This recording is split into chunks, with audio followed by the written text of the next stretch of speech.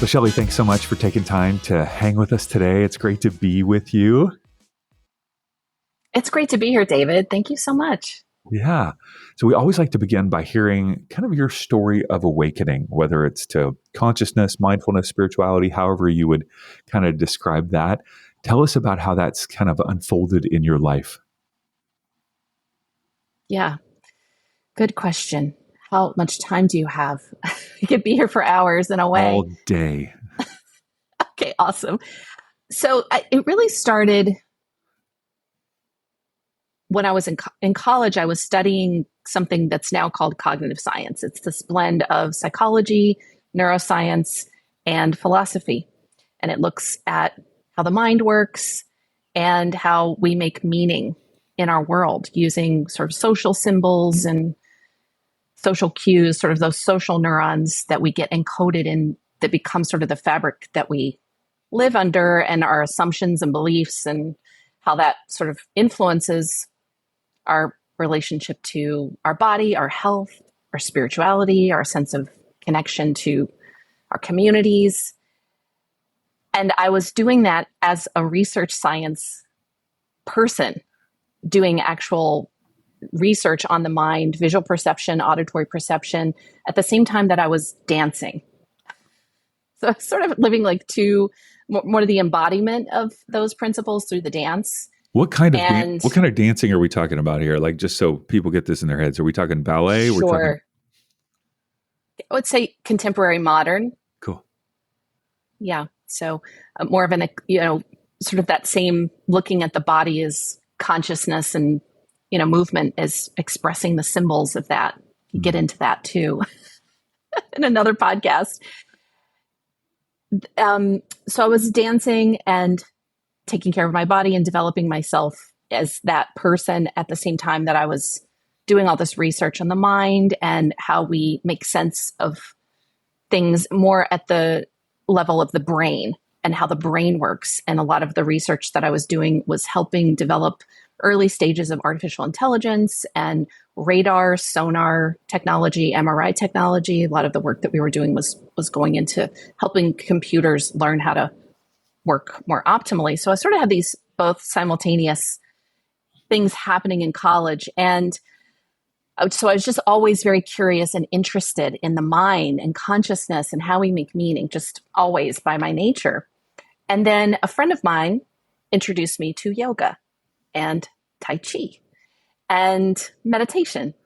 And that took everything to a new level in terms of applying everything I'd been studying. It went away from ideas or performance. Dance is a lot of performance of that communication through the body, and into development. So I think 3 primary experiences sort of tripped everything into this place of, this is just my life. This is just how I'm living. This is just what I'm doing. And the first one was, I was addicted to coffee, addicted to sugar to get myself through school. It was a very demanding computer science program I was in.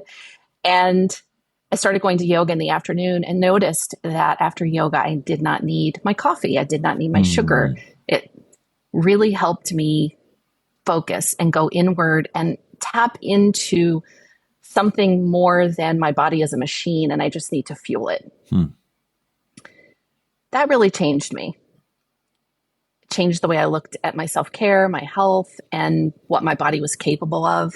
The second one was, I went with a friend to a Qigong class. We were working with the 5 elements and learning 5-element Qigong through animal movements. They're called the 5 animal frolics. And one night I was having trouble sleeping. I got up, I did some of the movement. I thought, well, that helps me relax, so I'm going to do that. Yeah. And I did it, and my body started spontaneously moving. I wasn't doing it. It was doing it. Something sort of took over.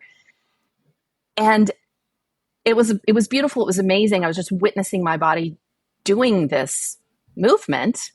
I was doing a crane breathing exercise. So in crane breathing, your arms come up over your head and they come back down. And so it was very dramatic to have my arms coming up over my head And I wasn't doing it. I wasn't lifting my arms. My arms were being Mm. lifted. It was just in the flow of some kind of energy that took over. Hmm. And while I was doing that practice, my light burst. My light bulb burst out. No way. Yeah. And I thought, what is going on? What is this?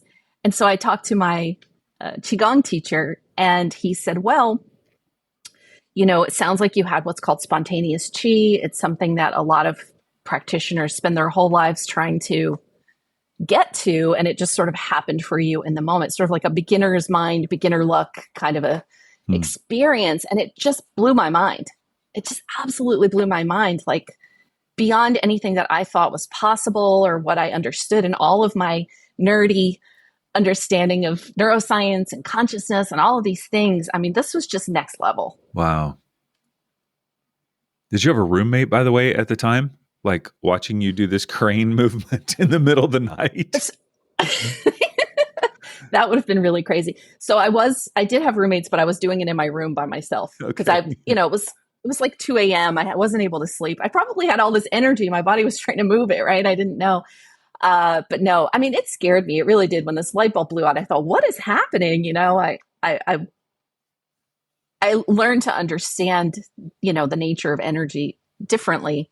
But in that moment, it kind of freaked me out a little bit. But my teacher was great. He really helped me ground my understanding. And, it just helped me commit more to continuing to do that work. Like, wow, this is just, I got to do this all the time. Hmm. So I started doing yoga and Tai Chi, easily 3 hours a day.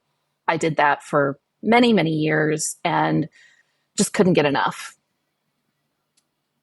And then the third experience, and this is many, many, all of these things happened really, for a Westerner, kind of young. I was in my like early 20s when this was all happening.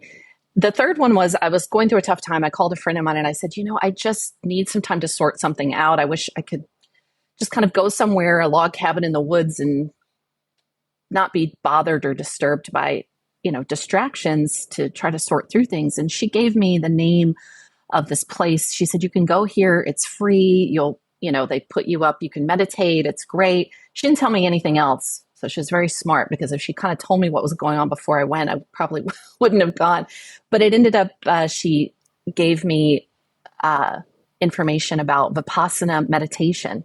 Mm. And so I did, without having any idea what it was, I did a 10-day silent No meditation way. retreat. No way. You just showed up? Yeah, I just showed up. I had no idea what it was. And it really was life-changing. It helped me turn everything I was struggling with was outside of me, right? And it helped me turn my focus inward, to notice the sensations that were arising within me all the time, even without things going on outside of me. Hmm. So they took away all the distractions. You surrender your books, your pen, paper. This was before the time of cell phones, but anything like that that's going to distract you, you give that to them when you go in, and you just meditate for 10 hours a day in silence. You don't talk to other people or interact with other people. And it was just wonderful. About 3 days in, I noticed that I was in a rush to get through these hour-long sits. Sometimes you were sitting for more than an hour, and I was just counting the minutes like a competition, and just wanting to get through. And I was able to look at the nature of my own consciousness, my own mind, and realize it was a wonderful moment of levity. I started laughing at myself and said, this is day 3 of a 10-day retreat where you're going to do this all day, every day, nothing else. What are you rushing to? There's nothing to rush to. Just be here. Notice what you notice. Feel what you feel. Allow it to move. And I had a very profound experience of sort of time travel, interdimensional connection. My body started sort of bubbling like carbonated beverages, effervescent. And then all of a sudden I was a totally different person in a totally different time. I had been having some back pain, sort of a knot in my back. And I was just sitting, and I sat down and I said, I'm not going to move. I'm not going to adjust. I'm just going to stay with whatever shows up. I'm completely comfortable. I'm not going to injure myself in this position. I know this practice now. I've been doing it for however many days, 5 days, 6 days. And so I just stayed with those experiences. And then all of a sudden it was like this burst of light. And I was suddenly in like medieval times. I was this like hunchback woman in this cloak, and people were, sorry for the vivid image, it's kind of intense, but I was being stoned to death. And I, being someone who was interested in science and cosmology and astrophysics and quantum physics, I studied more science understanding of these concepts in school. I thought, well, time is an illusion, and this could be some kind of quantum entanglement with this other person in this other timeline that's causing this or connected to this pain in my back. And this is helping me experience. It was a direct experience of something that if someone told you that existed, you would be skeptical of, but I could just know it because I'd had a direct experience. And that really, if I wasn't already in feet first, that really took me in and really shaped a lot of my choices that got me up to this moment here of just being like, wow, this is incredible. And I want to experience more. I want to understand more. I want to help other people tap into this. Mm-hmm. My goodness. I have heard recently, people talk about the difference between believing something and knowing something. And you didn't necessarily utilize that believing concept, but I think about, especially when we're younger, we're learning these concepts and going, okay, I believe this. I've learned this. But then I'm hearing that you stepped into something at that, both at the Qigong experience as well as the meditation experience, going, oh, no, now I know it. Like I have this visceral experience of this other dimension, this energy, and that changed you, that knowingness. Yeah. Absolutely. Yeah. Amazing. So over the years, you have helped people in so many different ways. How did that unfold in your life from, experience to experience in terms of these different modalities that you've added to yourself? Take us through just briefly that timeline of how you've been helping people and where that leads you even up until now. Yeah, great question. I continued on my journey, staying interested in science and research and also experiential knowledge sort of simultaneously through my dancing. And I got interested in something called dance therapy, which is, somatic psychology, what's held in the body, and just continued to deepen my understanding and work with people. And I just found that even without trying, people were sort of drawn to me and wanted to work with me. And I got a lot of interest in that. It just sort of evolved naturally. And I was able to say yes to all of those things because I was always interested in I used to call it the healing arts. I like the performing arts and I like the healing arts. And I really enjoyed the idea of, I loved performing, but I felt more passionate about the healing part of things. And so I think over time that just sort of took over. But I did move to New York to become a dancer. I had a dance company. I did a lot of dance projects. Even before I moved to New York, I was dancing. But when I got here, I sort of fell into community of healers and healing artists and fell into teaching Pilates, but more from that therapeutic kind of connecting to oneself approach, and did that for many, many years. And then, New York is a small place, believe it or not. It's the largest city in the world, but the communities are very tight knit. And so you just meet people, and they're just some of the best people in the world. They're interested in knowing things. They're curious. And over time, there was this feeling of, hey, check this out. Look what this person's doing. Wow, somebody just found something new. And so we all were just helping each other discover.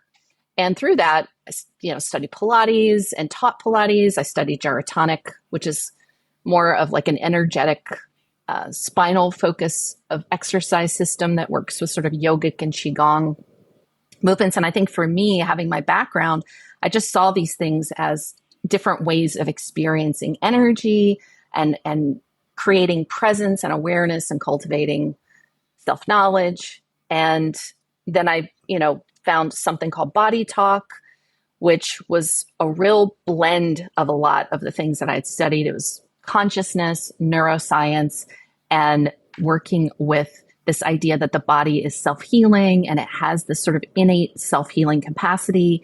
And it's like the Body Talk sessions heal the healer within you. It focuses on tuning up that system. And that's sort of, that was a big pivot for me. I got really interested in Body Talk. Again, kind of a next level. Some of those more profound experiences that I'd had leading up, I was like, whoa, this is taking me to next level of some of those experiences and helping me give more structure to that in ways that I can support my clients. I had a lot of clients who were just difficult people. They had a lot of trauma. They had a lot of chronic injuries and chronic issues. And I was a great problem solver. I was one of those people that people would send their difficult people to. And I experienced so many breakthroughs with Body Talk that I said, I think I need to study this and bring this to my clients. And then that just broke things open. I started coordinating classes and just going deeper into that work. And there's a lot of that work that's built in tapping into your intuition and developing intuition and getting your intuition and your innate working together. So the messages of the body are clearer. You get clearer on who you are and what you need. And I started to realize this is something that everyone is capable of, hosting these classes and seeing people who had no background in anything, school teachers, engineers, kids coming in and just getting really accurate information and profound shifts in their practice sessions. And I was like, wow, this is just so cool. This is so amazing. And so I did that for many years. I still practice Body Talk and, moved more into mentoring other energy healers and teaching my own energy healing classes and, coming more into like a teacher mentor role with people, which is primarily, where things have evolved to for me. And I love that because I feel like when I help someone who's a healer or who, is someone who's a business owner, a healer, someone who wants to do energy work or healing work, the work that I do with that person has a ripple effect through their client, that's who they're working with gets the benefit, right? So it's just bringing more healing to the planet through that mentorship and teaching role. Yeah. So today you meet someone on the subway or in a airport and they go, okay, what do you do? Like, how do you help people? Like, how would you define that? Because, what's really interesting, Shelley, is I talk to a lot of people and interview a lot of people, and you're using language that can sometimes be very kind of woo and spiritual, but you come off very scientific and kind of corporate, So it's kind of like not in a bad way. There's just like, we all have a different presence, you know what I mean? But like, I'm like, okay, she's like a super nerd. Like, she is really smart. Like, she's, like got all this dialed in. How do I learn from her? But yet you're talking about some of these things that are like consciousness and spirituality and energy that, so when someone asks you like, okay, well, what do you do? Like, to talk to me, like, what do you say to them? Yeah. I help people tap into their innate healing, self-healing capacity to reduce stress and overwhelm. It's super simple.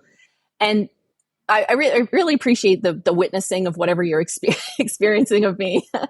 And I think I am super nerdy. I think that's a good thing. One of my VIA strengths, the values and action survey, is an assessment you can take to assess your strengths that are connected to your values. And lifelong learning is certainly my top strength. I love to learn. If I'm on a desert island, with no tools, I'm going to be curious of what's there and what can I discover. That's just a core characteristic of me. And I love bringing that into the work that I do to help people feel grounded, going to those heights. The consciousness and the woo, I think, can be a turnoff to some people who are newer to those ideas because it just sounds so out there. And to be able to provide education and, practical understandings that, a lot of these sort of mystical experiences are reflections of what I call meta states, where you're in deep relaxation, and certain sort of systems and networks of the mind, of the brain, sort of turn on that are not on in your Hmm. everyday consciousness, right? When you're sort of you're the fish that's in the sea of the life that you're living, you don't realize you're in the water Right. because your assumptions, your beliefs, and those are good things that hold society together, that helps us function, right? It's meant to be supportive. But when you don't realize that you're in the water, you know, you're there can be a big breakthrough to realize, oh, I'm in water.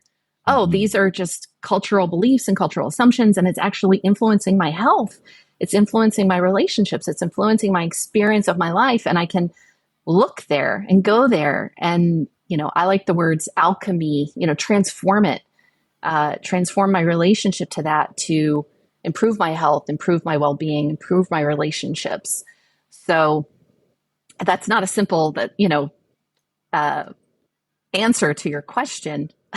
But if I met somebody out and they asked me what I do, I'd probably nerd out like this, and we'd end up in like sitting down and having a cup of tea or something and going on for a while. That's so good. And yeah. I love it. Talk to me about radiant human meditation. What is this and how do you use it to help your clients? I know it's a big part of what you bring to the table. Yeah. Yeah. I, through my different experiences with sort of spirit, to your point, the kind of the woo woo new age communities,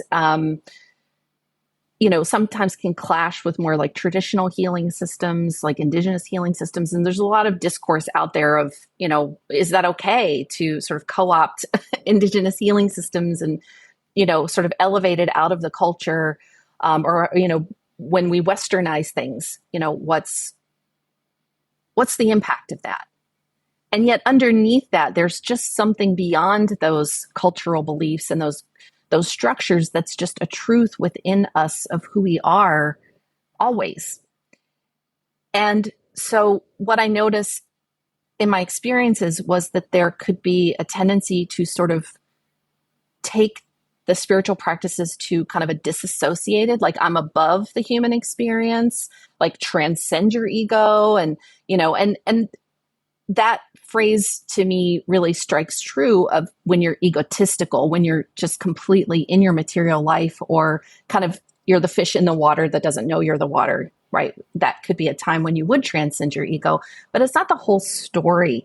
And I got to a place where through my own spiritual practices, I was like, okay, I've had many, many lifetimes on the mountain, in the ashram, in the whatevers, evolving myself. But I feel like this is about bringing that into the lived experience. How can you take those practices and be a better human, be more embodied with that energy, and know that it's not something that you have to go out and get, but something that you already are? And how can you nurture that and embody that more and be more of that? Because the world needs us to be radiant humans right now, to show up in the world as it is and help transform it from inside out. So bringing those higher spiritual practices down into your lived experience helps you appreciate your human nature, rather than disassociating from it and saying I'm above it, or I'm separate, or I'm, all of that. It's like, okay, some people say, well, I'm from the Pleiades, or I'm from, Atlantis. It's like beautiful. And how do you bring that here? How do you bring all that wisdom and all that energy here and use it for us to feel more of a connection to what's beautiful about that here, where we are, and make this Hmm. world reflective of our inner radiance? And everybody has something completely unique to bring with that. And so in that is not a striving to be something else, but to be more of who you are. Hmm. So, on like a practical level, is this like a guided Mhm. meditation that you lead clients through, or is it something they do on their own? How would you describe it? Yeah, the actual practices came through a period of spiritual awakening for me.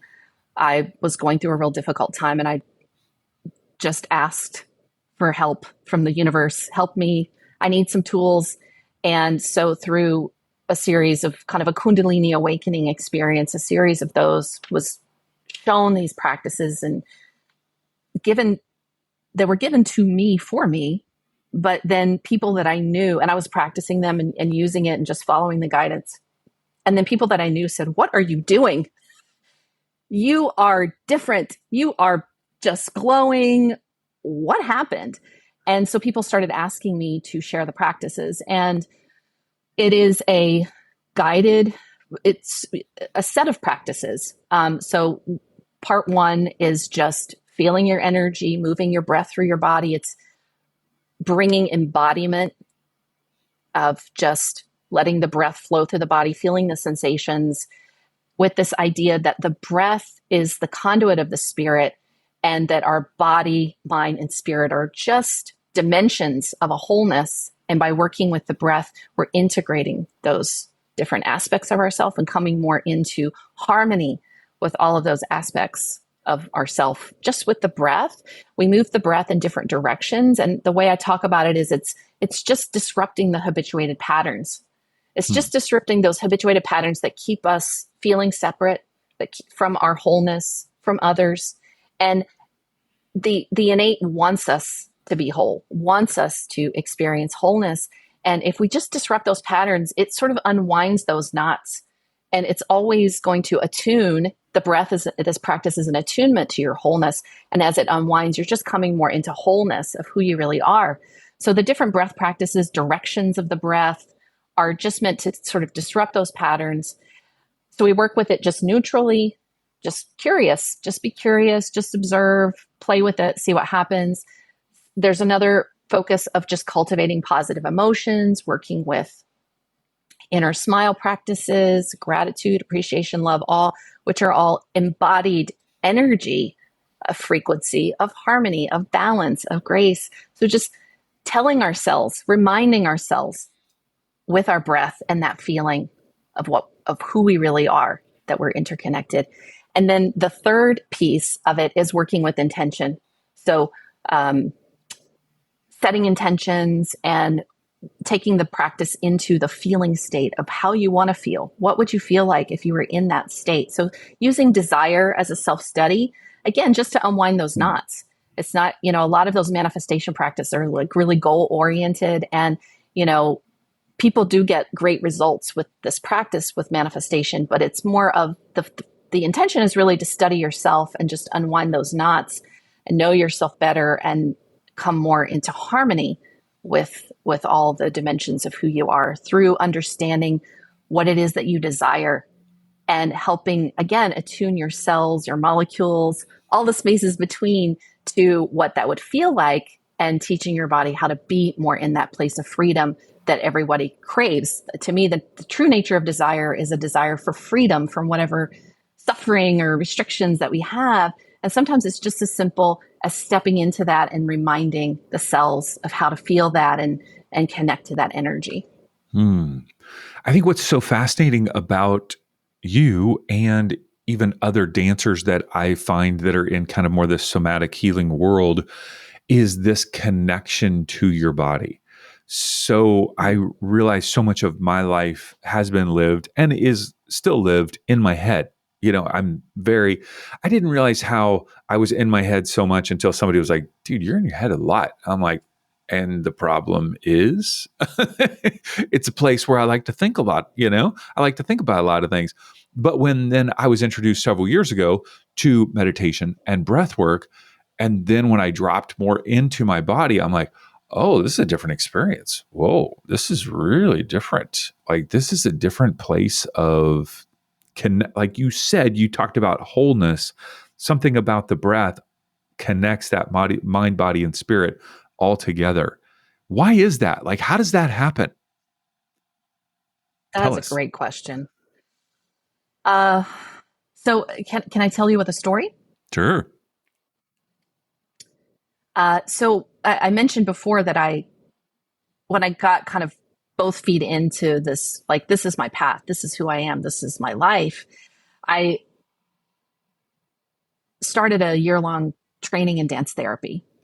And it was like a circle of women, and we just came together, you know, and did these kind of weekend long explorations of dance therapy. If you're unfamiliar with the format, I mean, it's not necessarily something everybody would have heard of, but dance therapy is basically, it's very simple, but very powerful in its simplicity, where two people are partnered. One plays the role of the witness and one plays the role of the mover.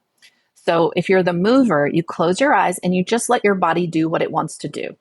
You're not making a dance, you're not making a choreography, you're not trying to practice yoga, you're not trying to accomplish anything. You're just following the body's impulses and you're not even thinking about what it means, right? So it's sort of like engaging your active imagination through the body and letting the body lead. So the role of the witness is just to watch it and have an experience, again, with no agenda.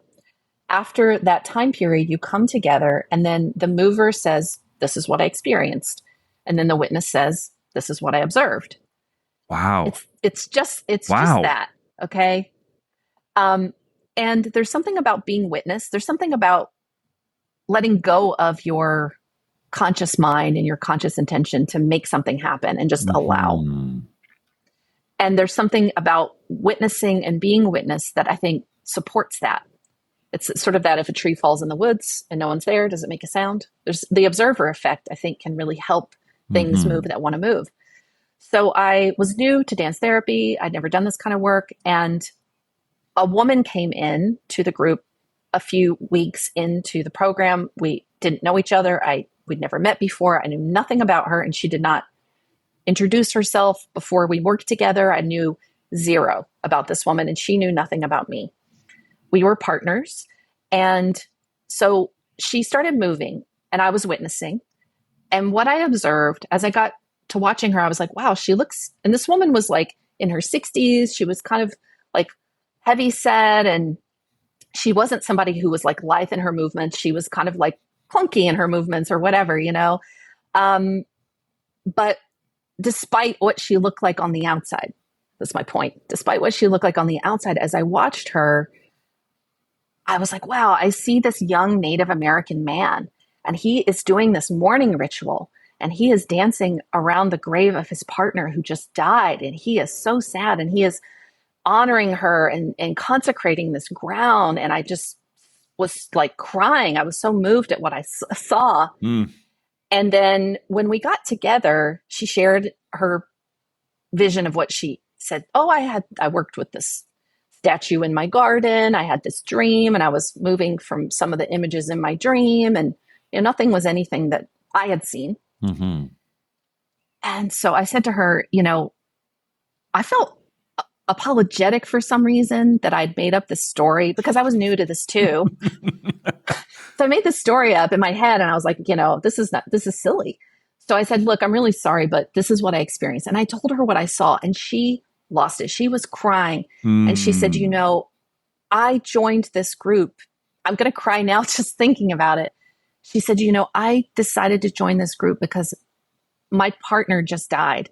Wow. And I've been helping this person through their death cycle, and I'm here to heal myself from this experience and be able to move forward. And that long story is all to say, the body knows. It's in there. It's in there. And our big, beautiful conscious mind has no idea. Has no idea. And I think it's by design, right? If we walked around knowing everything that was going on underneath, I like to say the conscious mind gets it on a need to know basis. But there's so much wisdom in the body, and our body is like I'm a nerd and I study computer science, forgive the computer analogy, but our body is like a database, and it holds and stores these memories and these experiences and the information that's held in the field and in the collective. And it's there. And it's something we can tap into. And I feel like embodiment practices and meditation that brings you into your experience and connection with your body helps you tap into that. Amazing.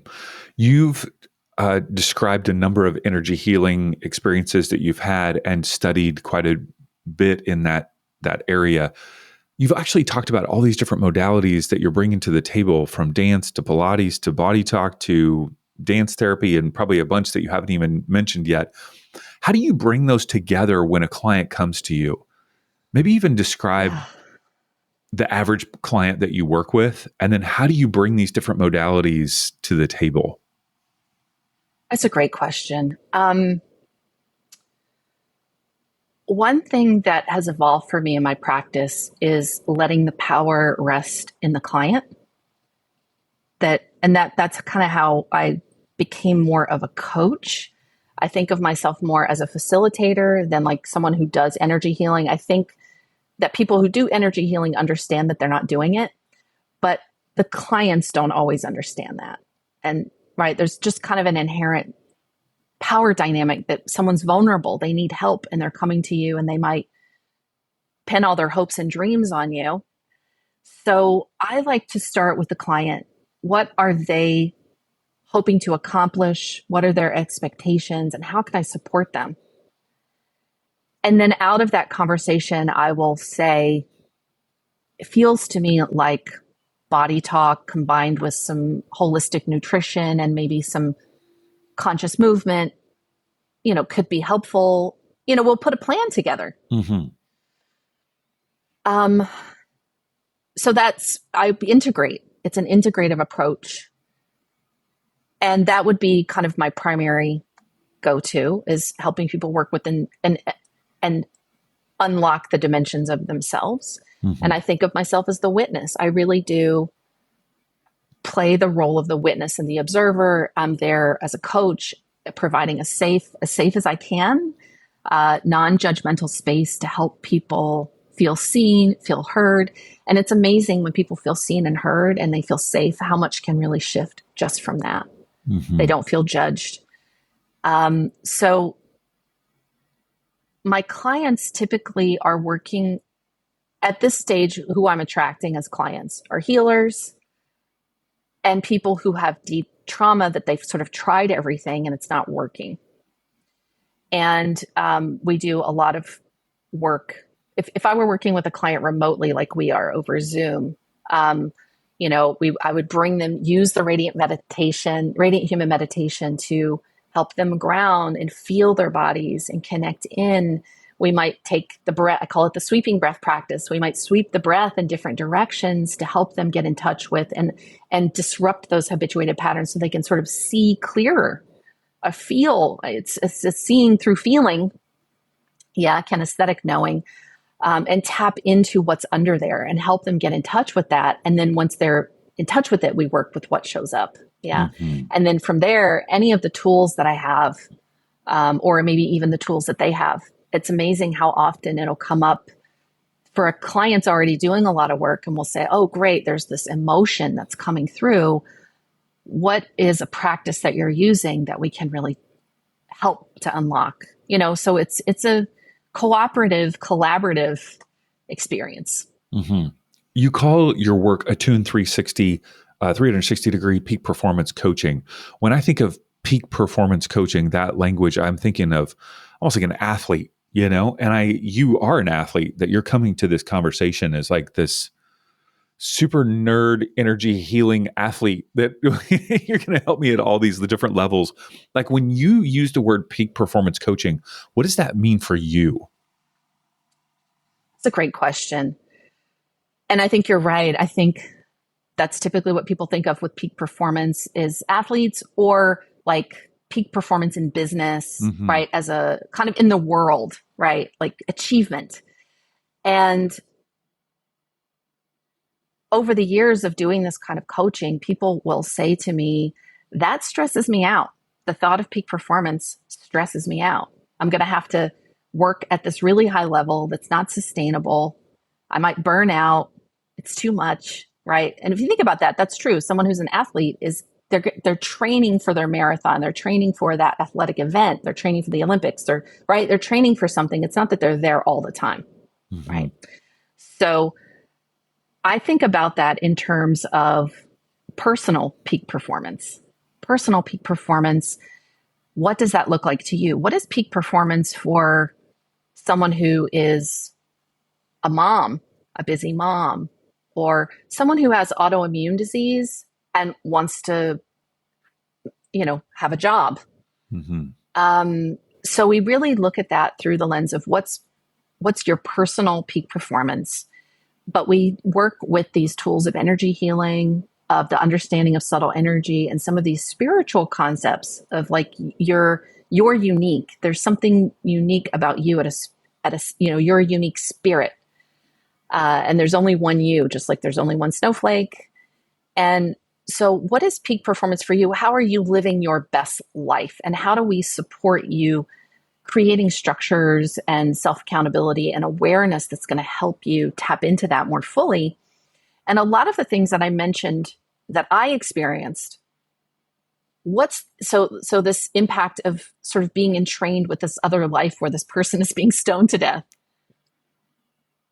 If we're unconsciously entrained with something like that, how is something like that influencing our experience of our life that we're living now? And if we were free from that, disentangled from that, or had a more constructive relationship of those subtle entrainments, how does that free us up more fully to live the life that we want to live, right?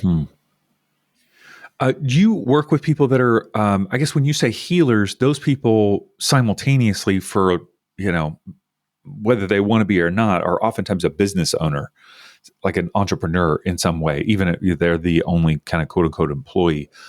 And I have read on your website, you talk about that you understand that business has its own energy system full of resources to help you get unstuck and free from overwhelm. I want to read that again, because when I read that, I was like, I wonder what she means by this. Business has its own energy system full of resources to help you get unstuck and free from overwhelm. What does that mean to you? And how do you help people tap into that? Yeah, great question. And I get that question a lot because I think that's a kind of an unusual concept. And one of the principles of I've studied Taoist philosophy, tantric philosophy, more New Age concepts, and even in neuroscience, we're understanding we have social neurons and that there's communication that happens on the non-physical, non-local, right? There's non-local connection.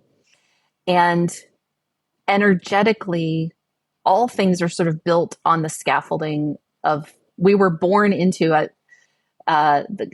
cosmos that already had a plan, already had a blueprint.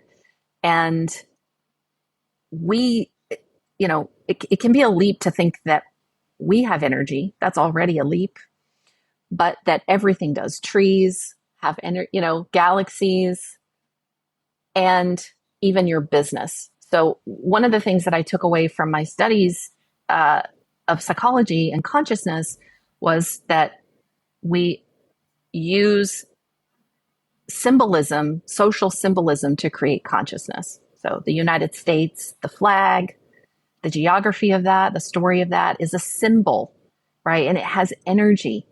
And we all have a relationship to that, whether we want to or not, because we're in it, right? Even people who live elsewhere on the planet, right? Every concept of a country or all these different things are sort of like that Taoist concept of like turtles on turtles on turtles. No man is an island, no woman is an island. And so energy is all that there is at that basic level, and that things are being born out of that. And that includes your business. That was a very elaborate way of saying that the business is something that is in that social neural network. It exists to some degree separate from you, and it's serving a purpose in the world. And how can you align the energy of that business to tap into your peak performance in terms of your spiritual life purpose, wanting to be the change in the world that you want to see? How do you embody that more fully? Bring your gifts. The way I talk about it in my programs is bringing your gifts alive in the form that the world needs. You have many a gift. How are those gifts how can you embody those more in a form that the world needs? That's your business. And anything to that degree can be a business. It can be your career. It can be, right? And it has its own subtle energy body. It has its own resources. It has its own flow. And when you work with them separately, a lot of people identify with their career, identify with their business, and it can clog up your chakras. It can clog up your energy flow because you've got two energy systems kind of working as one. And when you separate them out, you increase the entrainment, you increase the resonance. And I like to say then your business is working for you, because when it's in a form that the world needs, it's going to bring outcomes that allow you to become the best version of yourself. Because when you're at your best, you're able to bring that gift more fully, right? If you're stressed out, if you're overwhelmed, if you're exhausted, if you're taking on things, you're not at your best, and that's going to impact your performance in that most basic way. So working with it separately actually helps your business do better and helps you do better as well. Beautiful. Okay, let's talk for a minute about entrepreneurs, whether they're conscious, kind of more spiritual leaders, or maybe they're more in the business world. They come to you, they're having some challenges, right? You talked about individuals who had some traumatic experiences and they haven't been able to experience the breakthrough in that. Or maybe they're doing okay, but they just have this sense of like, no, I want to go to the next level in my life and business. What can you offer them in terms of like, what would they expect? Is it one-time meeting? Is it online course? Is it, multi-weeks with you? What kind of container do you present to them? Yeah, great question. So in relationship to that concept I just presented, like your business has its own energy, it's separate from you. Mm-hmm. That could be someone who is sort of more of a corporate person who's looking how to utilize their job in corporate to manifest outcomes that are, helping their family, helping them overcome their trauma. A lot of high achievers are perfectionistic because of trauma. Perfectionism is a sign of trauma, actually, because there's a hypervigilance that comes from that, that you're like, I don't want to make a mistake. Something bad happened. I never want that to happen again. So then you've got these people who are just high achievers who are reaching burnout, and they're achieving external measures of success, but they don't feel the benefits of that. They still feel burned out. They feel, they're still dealing with the impacts of the trauma. So we work with the business coaching and working with the business as a separate energy system to create outcomes where it feels safe to release and work through some of those experiences. So we're really working in the realm of what we call post-traumatic growth. And a lot of the sort of mainstream understanding of post-traumatic growth is like kind of like making lemonade out of lemons, kind of seeing the bright side. And post-traumatic growth is a lot different than that. Real post-traumatic growth is about digesting and synthesizing what has happened and letting go of the story of what should have been, of what could have been if that thing hadn't happened or those series of things hadn't happened, and really creating a life that allows you to be able to take care of yourself and the new needs of someone who has experienced trauma. You have specific needs. And in relationship to energy healers, as I work with a lot of people who call themselves energy healers, whether that's a massage therapist, whether that's a subtle energy healer, healing touch, Reiki, could be anything. There's a million energy healing modalities. People who are drawn to that usually had some kind of traumatic experience or family trauma, right? Inherited trauma that those modalities helped them with. And now they experience profound results and they want to then give that to the world. There's that second stage of healing that happens so you've healed yourself to a certain degree. And then when you step into the healer role, like a whole new level of things come up.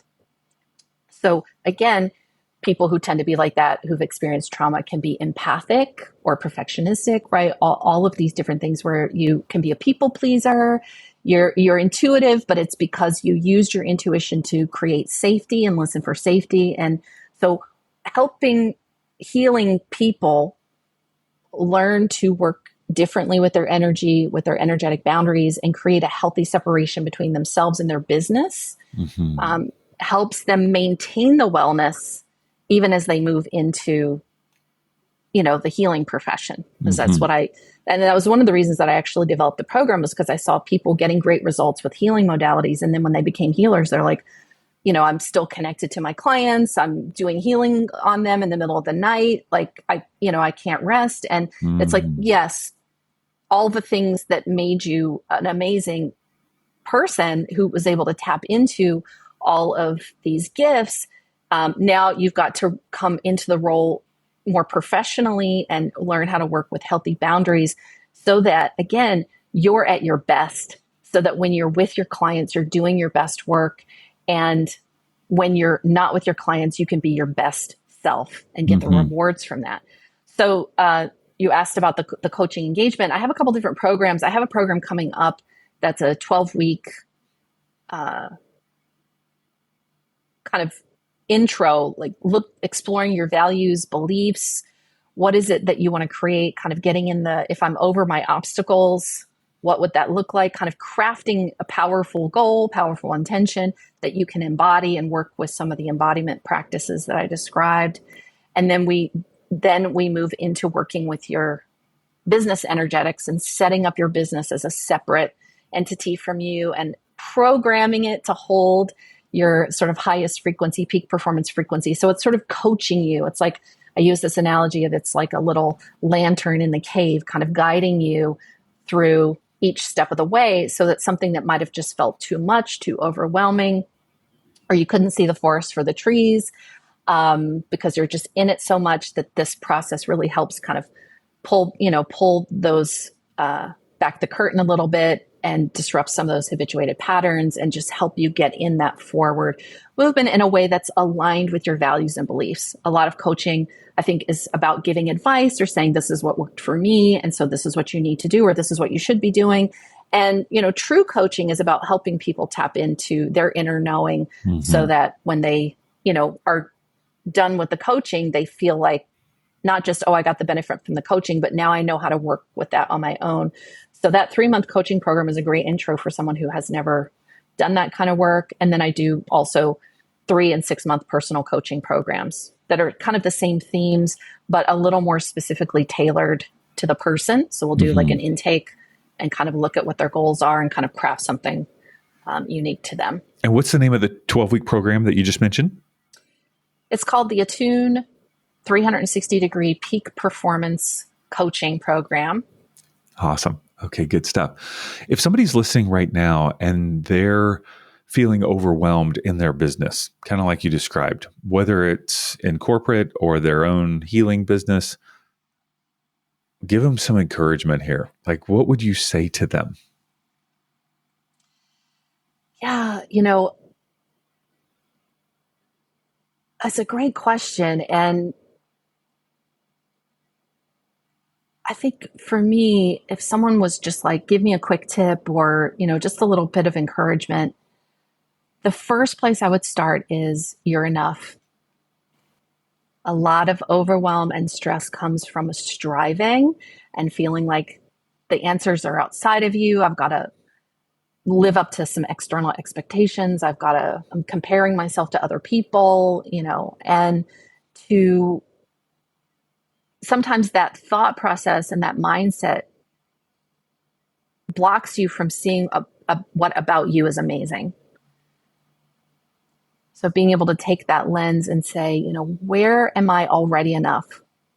Where am I today that I wouldn't have imagined I would get to 5 years ago?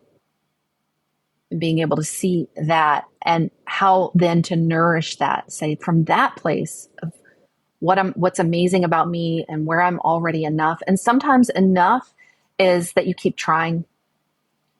Sometimes enough is that you just keep showing up. And from that is the human spirit. To say, wow, I just keep trying. Despite everything, I'm still trying. I'm still here. That's amazing. That's really incredible. That's the essence of who I am. And how do I nourish that more and bring that part of me that wants to keep going and be here and embody more of what matters to me and what feels good? How do I bring that part of me out even more? Beautiful. Thank you.